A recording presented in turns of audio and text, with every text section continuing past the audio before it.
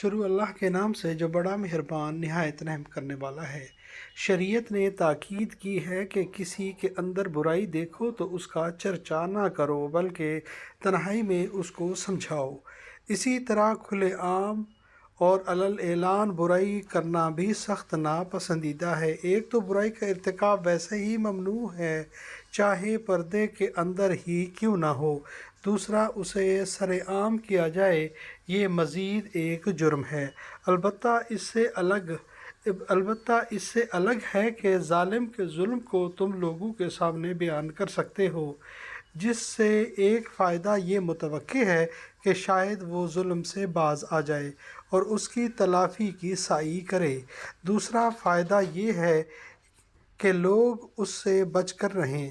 حدیث میں آتا ہے کہ ایک شخص نبی صلی اللہ علیہ وآلہ وسلم کی خدمت اقدس میں حاضر ہوا اور کہا کہ مجھے میرا پڑوسی ایذا دیتا ہے۔ آپ صلی اللہ علیہ وآلہ وسلم نے اس سے فرمایا، تم اپنا سامان نکال کر باہر راستے میں رکھ دو۔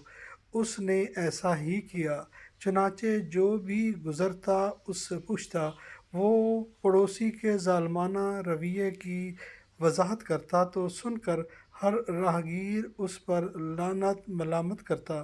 پڑوسی نے یہ صورتحال دیکھ کر معذرت کر لی اور آئندہ کے لیے ایذا نہ پہنچانے کا فیصلہ کر لیا اور اس سے اپنا سامان اندر رکھنے کی التجا کی۔ سنن ابی داؤد کتاب الادب۔ آیت نمبر 148 سورہ النساء۔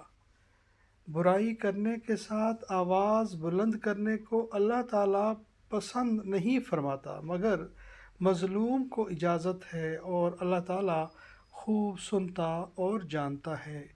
اعوذ باللہ من الشیطان الرجیم، بسم اللہ الرحمن الرحیم۔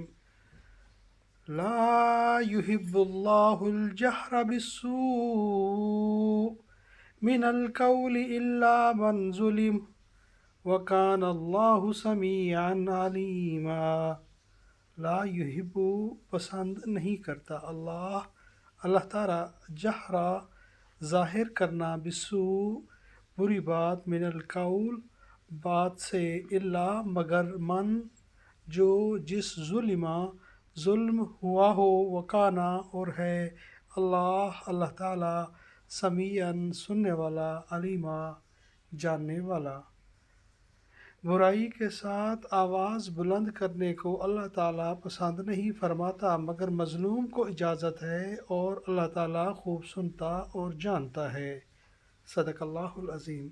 اللہم صلی وسلم علی نبینا محمد وآل محمد۔ رب ارحمہما کما ربیانی صغیرا۔ ربنا ہب لنا من ازواجنا وذریاتنا قرۃ اعین وجعلنا للمتقین اماما۔ آمین یا رب العالمین۔